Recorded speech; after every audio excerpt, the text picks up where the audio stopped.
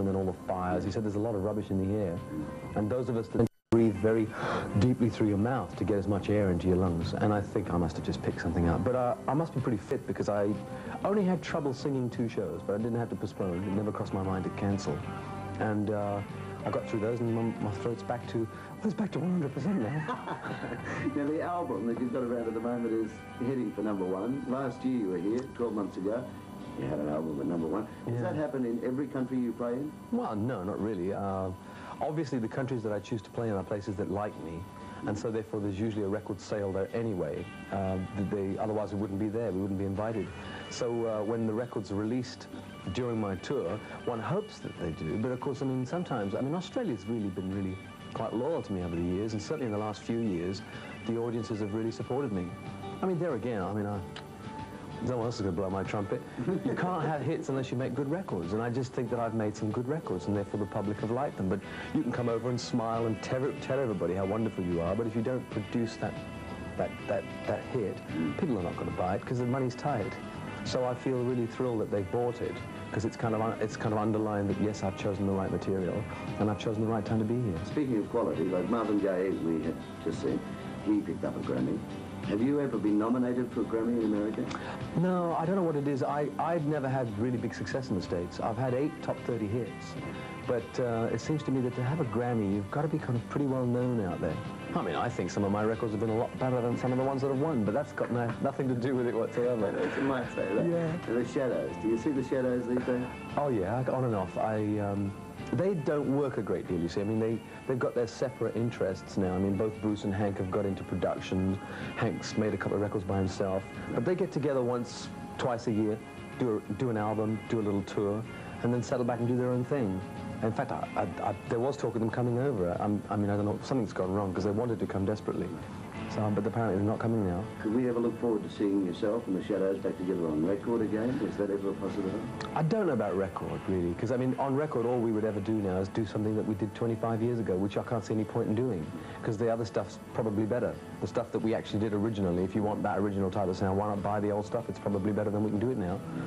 Whereas if I record with my current band, I can do all the contemporary music that's kept me around this long. I mean, because, I mean, people, although nostalgia is part of my life, it isn't the major part. I mean, most of my show is not nostalgia, except this tour. This particular tour, I thought I'd give them something different, and I did a lot of nostalgic material. But generally speaking, I need to work with bands who are contemporary and upfront and make new noises. Who are some of the newer bands that you like? Oh, well, although they haven't had a little release for a while, I love Police. I think Police are probably one of the best ones. I've liked some of the stuff that Human League have done. I never really gone mad about Soft Cell. I mention them because Soft Cell is so successful around the world. They crop into my mind, but they're not my favorites. I like... Well, the funny thing is, if you listen to some of the bands, quite a lot of the singles that come out really are good. I mean, Duran Duran has had a good single, and Talk Talk. But I don't always like all the albums. I listen to the albums of some of the artists, and I think, padding. It's padding. Production is an area, obviously, you work in yourself. And you've been producing some girls, isn't it? Gospel? Just recently, I co-produced an album with a girl called Sheila Walsh, a girl gospel singer. Does she do pop? Oh, yeah.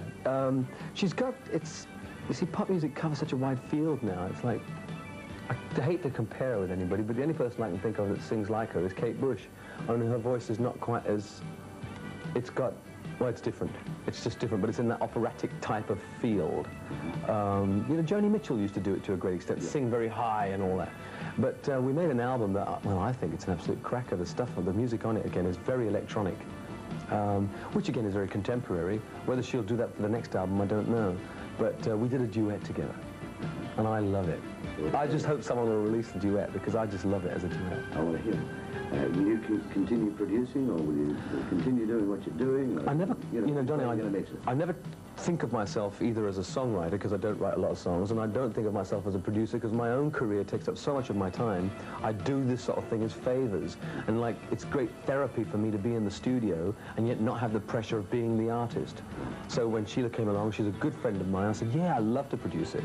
So my production will tend to be on and off, you know. It'll be something that I'll do purely out of interest, and it's good for me to do because it eases my mind and relaxes me, and everything else. Speaking of the old wine is on.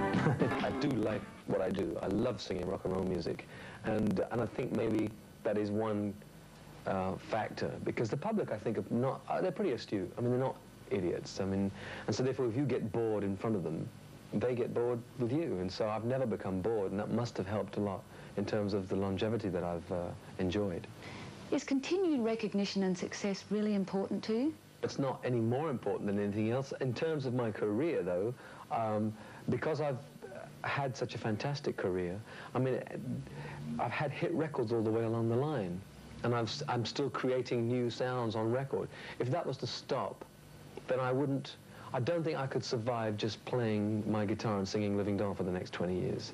I mean, it would just kill me, because I've enjoyed something that is very creative and artistic for 25 years. If it happened to me 20 years ago, which is the normal length of time, normally a rock and roll singer gets about 5 years at the top, and then it slowly peters off, and then you sort of settle down to a regular kind of pattern of performing maybe clubs and things. And it's great if it happens to you in that way.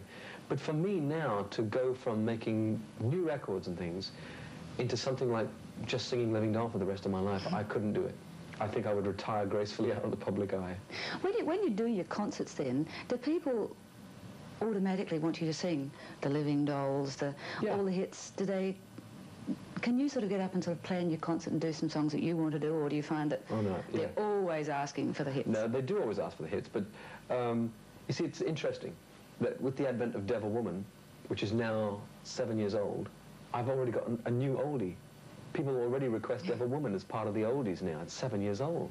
Obviously, you know, one has to use one's sense and say, look, if people have paid money, you've got to give them a cross-section of what they like, but also so that you remain interested in what you're doing, so that there remains a challenge for you as an artist. You've got to do things that you want to do.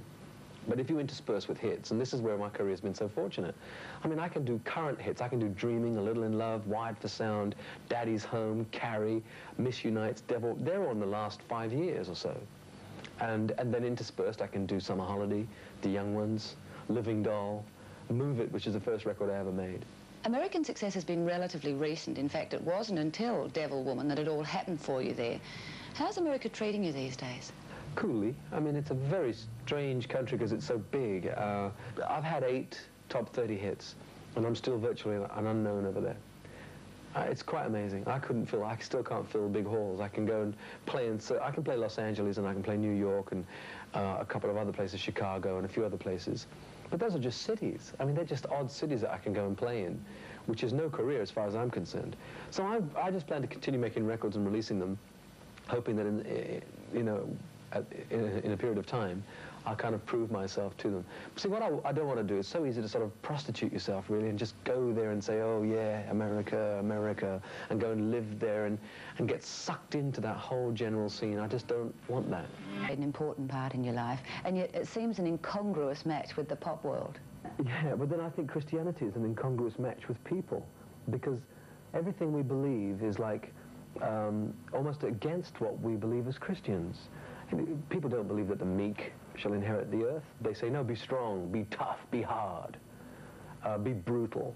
So that everything that we feel naturally, God says, no, wait a minute, no. That's what's wrong with the world, you know. If you're gonna be one of my people, then you have to believe that meekness is good. Seek peace. And so therefore everything about it is really weird. That's why it does seem incongruous. But as far as the effect it has on me as a person, and on my career or the world I live in, it's total. You can't really be a part-time Christian. It's impossible. It either permeates every facet of your life, or I think it's dubious as to whether you've got it at all. There's been widespread press reports about your relationship with Sue Barker. How's that association affected your life? Oh, greatly.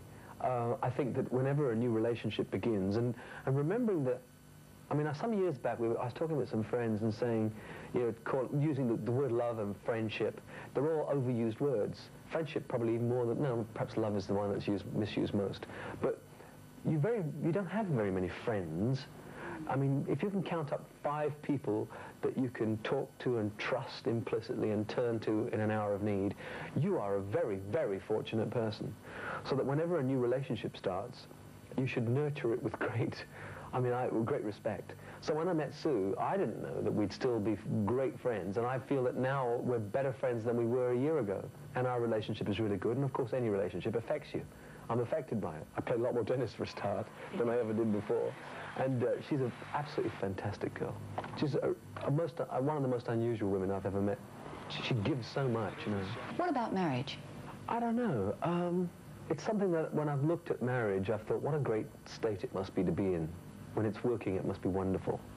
And because I hold marriage with healthy respect, I mean, I really respect it. I think it's something that people don't revere enough, and therefore it becomes almost too easy to get in and get out of.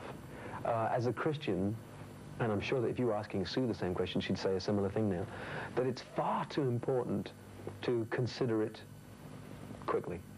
And so Sue and I have not talked about marriage, not considered marriage. Obviously, at the back of your head, whenever you date somebody, the potential for being in love and for making it a lasting thing is always there. But I don't necessarily see that I have to be married.